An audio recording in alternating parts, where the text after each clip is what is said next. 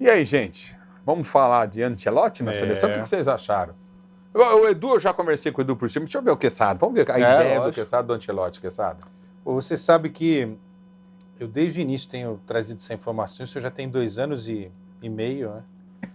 Desde que terminou a Copa do Mundo e o Tite falou que não seguiria mais, o presidente da CBF queria fazer uma contratação bem bombástica e acertou com esse cara que está na tela aí, com o Ancelotti. Olha o tanto de caneco que ele tem. Pô, para que ele assumisse a seleção durante a Copa América do ano passado, né? Ou seja, ele assumiria na metade de 2024. 24. Mas isso não aconteceu. Não aconteceu porque no meio do caminho havia uma pedra. Né? E a pedra foi aquele afastamento do Edinaldo no final de dezembro de 23, início de janeiro de 24. Ali o Ancelotti falou, pera lá, pô. O cara que está querendo me contratar foi afastado, moiou, né, na gíria futebolística, vou renovar o contrato que eu tenho com o Real Madrid aqui, né? Melhor garantir isso daqui do que não ter nada. E ficou nessa situação. Aí as coisas desenrolaram, o Real Madrid teve uma temporada ruim, não ganhou nada, tomou pau do Barcelona, o principal rival, em todos os jogos, né? Perdeu o final de Supercopa na Arábia, perdeu Copa do Rei, tomou 2 pauladas na Liga, né? Ontem um jogaço, inclusive. E aí a coisa foi acontecendo até que hoje o presidente Edinaldo... Acho um golaço do Edinaldo, hein? Eu sou muito crítico de muitas coisas que o Edinaldo faz. Agora, Edu e Ulisses, trazer o Ancelotti, caras, vou falar para você.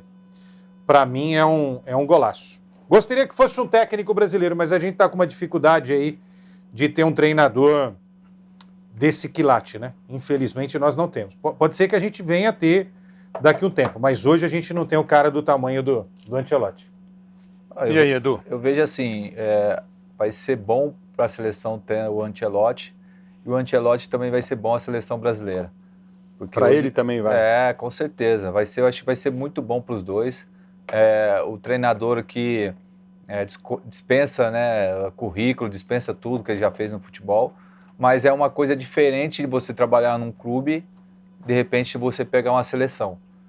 Então aquela questão de o dia a dia, aquela questão de você estar ali tendo contato com os atletas, isso ele não vai ter.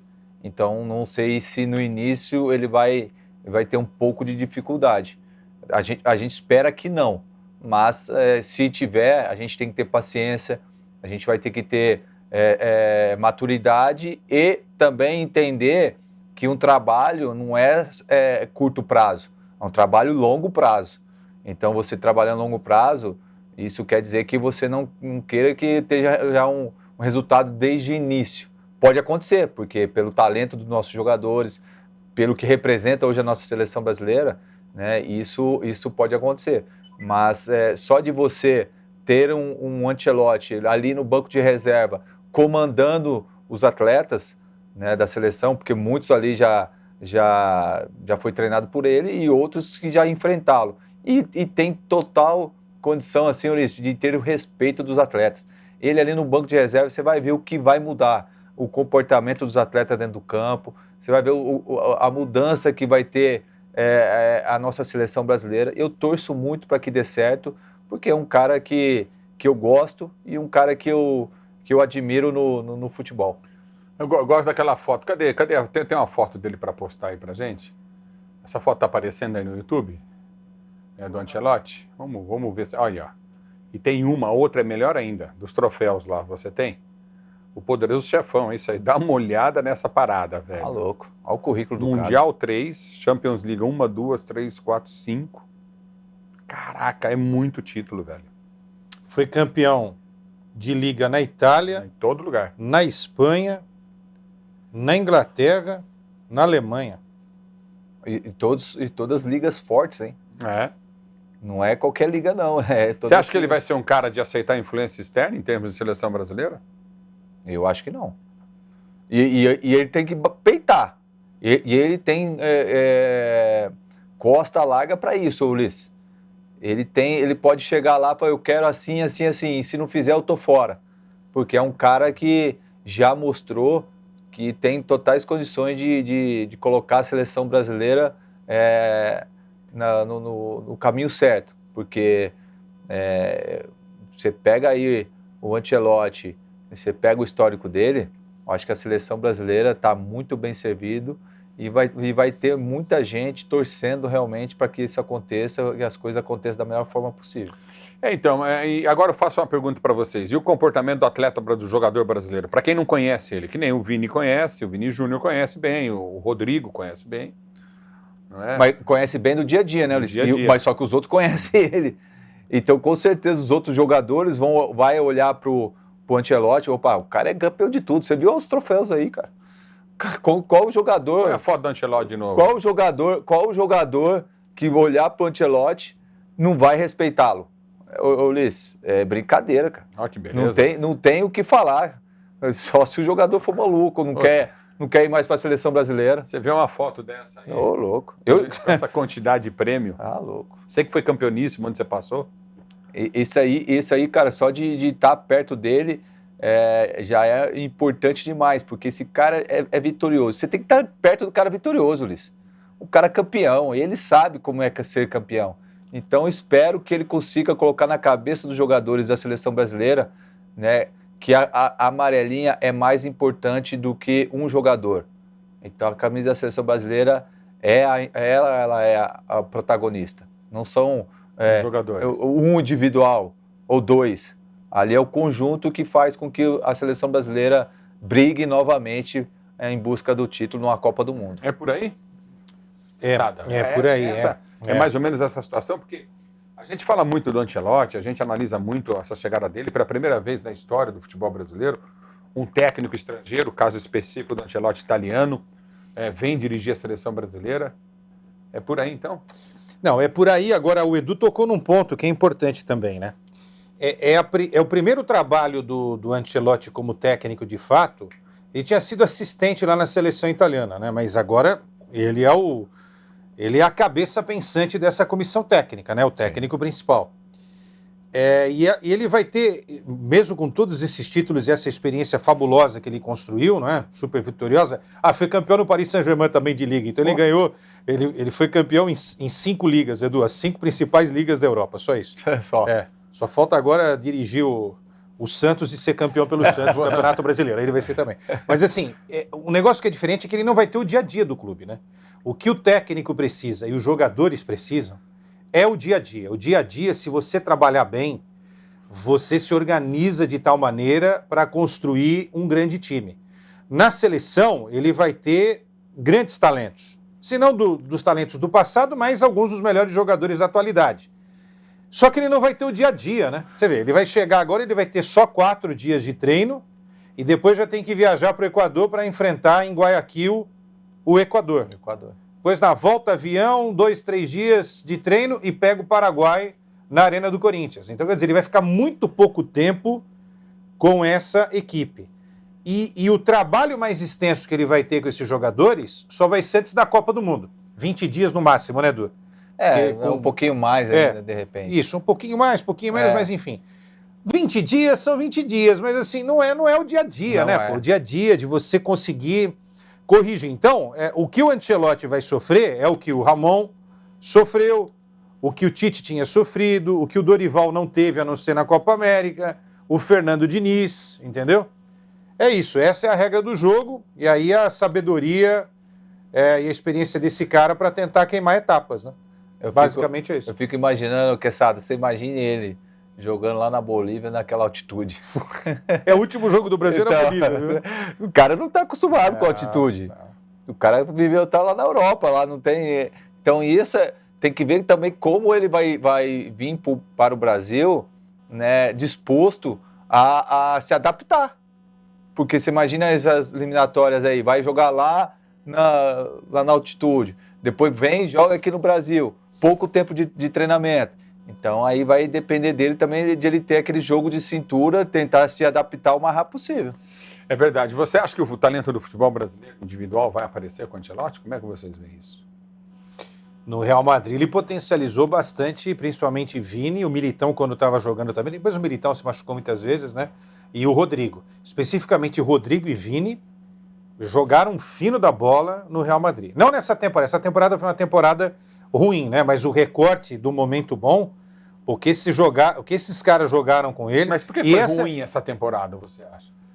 Ele tá chegando num momento ruim? Não, acontece, pô. Às vezes acontece, Ulisses. Futebol, o Edu pode falar até com mais propriedade. É o mesmo time, não mudou nada, é o mesmo técnico, mas às vezes uma outra coisa não encaixam, né? Mas você acha, Ulisses, se ele tivesse no ápice dele ali, você acha que ele vinha para a seleção brasileira? Acho que não, né? Então foi a oportunidade que a seleção teve. Casou, né? Ele ganhou 5 ligas dos campeões da Europa, com o Milan e com o Real Madrid. Ele ganhou 2 taças de mundiais de clubes com o Real Madrid, 4 supertaças europeias com o Milan e com o Real Madrid, um campeonato italiano com o Milan, um campeonato inglês com o Chelsea, um campeonato francês com o Paris Saint-Germain, um troféu de campeão da Bundesliga com o Bayern de Munique. E ganhou também título da Copa Intertoto da Itália, uma Supercopa da Itália, uma Copa da Inglaterra, 2 Copas da Alemanha e uma Copa da Espanha. Além disso, também venceu a Supercopa da UEFA 5 vezes, né? E é um recorde, inclusive, esse aí de 5 vezes para treinadores. Quer dizer, cara, os números do cara aqui são impressionantes, né? São impressionantes. Os títulos são impressionantes. Você falou de campeonato mundial aí? Eu ganhei o campeonato mundial 3 vezes. 3 vezes, mas é brincadeira, cara. Tá 2 aqui, mas foram 3. Foram 2 de mundial, né? E aí tem a Intercontinental, os caras mudam o nome toda hora, e ainda campeão pelo Milan. Eu acho que vocês vão lembrar, o Ancelotti como jogador foi um grande jogador, né? Ele começa no Parma a carreira, depois ele vai para Roma, na Roma tem até uma foto histórica, ele jogando ao lado do Falcão e do Cerezo, e os 3 disputaram a bola com Diego Armando Maradona. Edu, que lance maravilhoso, na época em que futebol italiano era o bam, né? E, ele jogou ao lado de 2 gênios da bola e do meio-campo, né? Cerezo e Falcão, daquela seleção de 82. E depois ele vai jogar naquele Milan, que foi um dos maiores times da história, que tinha uma base italiana, Baresi, Costa Curta, Donadoni, e tinha aquele trio holandês maravilhoso, né? Rudi Gullit, Van Basten e o Frank Rijkaard.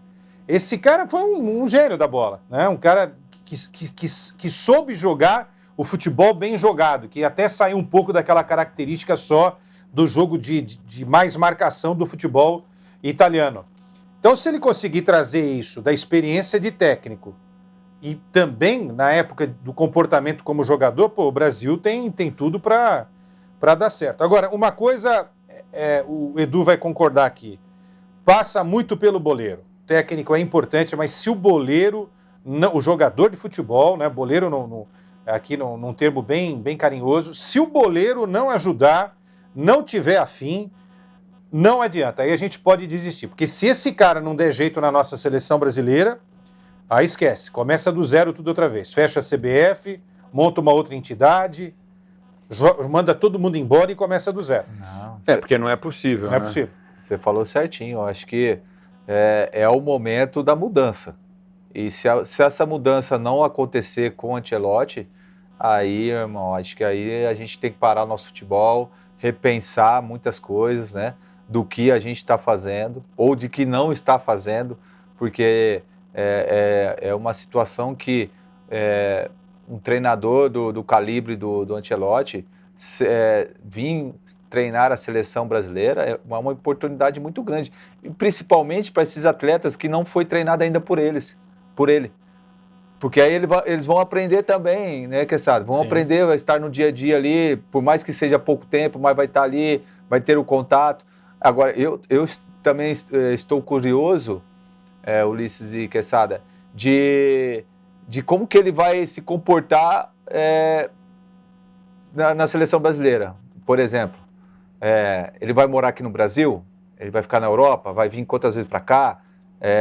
Então, a gente tem que ver qual que vai ser o envolvimento dele na seleção, até porque a gente precisa de um cara aqui acompanhando, é claro, o nosso futebol, por mais que de repente ele não convoque alguns jogadores nossos aqui do Campeonato Brasileiro, mas ele tem que estar aqui para conhecer o nosso país, a nossa cultura, por mais que ele goste do brasileiro, por mais que o italiano e brasileiro são bem parecidos, mas isso é diferente, está em outro país, né? Então eu estou curioso para saber o que realmente vai acontecer. A informação é que ele vai ter a base na Europa, possivelmente morando em Londres, mas virá em alguns momentos aqui. O fato é o seguinte, morando lá ou morando aqui... Morar em Londres, que horrível. Morando lá ou morando aqui, o fato é que ele vai ter que ter uma equipe para ajudá-lo na concepção da convocação. E aí é o seguinte, você vai trabalhar com ele. Fala, ó, professor, estou vendo aqui esse zagueiro. Ele vai parar e com o olhar experiente que ele tem, ele, né, vai analisar e passar pelo crivo do Ancelotti para convocar esses jogadores. Por isso que eu acho que deve pintar aí um Kaká e até um Falcão para ajudá-lo nessa daí. Ou seja, um cara que jogou com ele, Falcão. E que ele confie. Que ele confia, inclusive é amigo do Falcão. Falcão, num determinado momento, participou desse processo. Pode ser também o Kaká, né? Falaram do Kaká. E o Kaká, então. Um cara que ele jogou, com quem ele jogou, e outro cara que ele treinou. E eu fiz aqui um levantamento. Ele já treinou 43 jogadores brasileiros. 43. O Kaká foi o que ele mais treinou, tá? Em jogos, 270. Aí tem Dida, Serginho lateral, Cafu, Marcelo, Vinícius Júnior, Rodrigo, enfim. Aí tem algumas coisas curiosas. Ronaldinho, tem umas coisas curiosas aqui. Digão, o Digão é o irmão do Kaká. Amoroso, Atirson, Amaralzinho lá no Parma, que ele foi técnico do Parma. Ceará, lateral, que jogou no Paris Saint-Germain. E aqui, pô, tem umas coisas muito curiosas e engraçadas. Enfim, Bernard, alegria nas pernas. Enfim, são alguns dos jogadores que passaram aí pelo Ronaldo Fenômeno, Lucas Moura. Um monte aí. Lucas Moura. Lucas Moura. Me fala uma coisa, vocês acreditam que a presença do italiano, do Ancelotti, é uma garantia até de melhora no desempenho da seleção brasileira? Eu espero que ele consiga tirar o máximo dos atletas do individual deles, trazendo para o coletivo, Luiz. Porque é uma coisa, a gente sabe do talento dos jogadores nossos brasileiros, só que ali ainda a gente não vê um coletivo forte. Então eu acho, com o jeito dele, com a postura dele, ele consiga colocar na cabeça dos atletas que os caras têm que pensar no nosso, pensar na seleção brasileira e não no eu. Entendeu? Eu acredito que o tamanho que ele tem, pela postura que ele tem, ele tenta e consiga tirar essa coisa do jogador brasileiro, deixar um pouquinho de lado o individual, o estrelismo, mas para pensar mais no coletivo e num time como um todo. E aí, Cassada, você acha que ele consegue? Bom, foi contratado para isso, né? Agora, cara, é difícil responder. Aqui vai uma torcida, espero que dê certo, né? A gente fica nessa. A gente fica nessa. Eu acho que é o que o Edu falou. Agora, eu acho que vai passar muito pela tal da autonomia de trabalho, de convocação, né? Na hora dele fazer a convocação, não chegar um recadinho do lado aqui, tipo, pô, faltou esse cara aqui. Isso daí ele não... Eu acho que ele não vai tolerar isso aí. Não vai tolerar esse tipo de coisa. Eu acho que ele não vai. O tamanho dele. Agora, o Edinaldo, a gente trata o Edinaldo de uma forma até jocosa, né? Mas assim, eu estava pensando aqui, enquanto o Edu falava, se o Edinaldo der a chave da seleção pro homem aí, meu, ele quebra também um sistema que está há muito tempo enraizado na seleção brasileira. Mas tem que fazer. Então, mas eu acho que pro Edinaldo... Desculpa, é que se ele fizer isso, a gente vai limpar a cara do Edinaldo também. Porque a gente fala que o Edinaldo está nesse esquema, não é? De alimentar essa coisa do empresário ir lá e falar, não, eu quero esse jogador aqui. Então, quer dizer, ele está quebrando um negócio. Mas a todo instante vem a informação que o Edinaldo vai sair, que o Edinaldo vai cair, que o Edinaldo vai toda hora. Isso aí ainda está aí, né? Essa atacada, eu acho assim, se for pro bom, embora a maneira com que as coisas aconteceram na eleição da CBF foram ruins, que deixaram essa margem para todos falarem, né? Aumento, por exemplo, de salário dos vice-presidentes ou dos presidentes de federações de 50 para 250 mil. Mas ninguém vai cair por isso. Entendeu? Sim, mas porque isso aí... o dinheiro é da CBF, a CBF é uma entidade privada, ela faz o que ela quer com o dinheiro. Mas assim, ficou uma coisa meio caracterizada numa época de eleição ruim. Mas existe aí uma pressão, que é política e tal, mas isso é problemas deles lá na CBF para resolverem. O que eu tenho falado muito aqui é o seguinte, eu acho que está no momento de limpar mesmo o futebol brasileiro. Não é nem de passar limpo o futebol brasileiro, que se passar limpo, vixe, vai dar problema, mas de limpar. Eu elogio muito a Leila Pereira, eu elogio muito o Palmeiras, porque é o clube a ser seguido como exemplo. O Flamengo está nessa pegada também. O Flamengo também. É um clube a ser seguido como exemplo. Né? Ainda bem que o Flamengo pegou um presidente agora que tem consciência. É um cara que tem consciência. É um cara de negociação. Entendeu?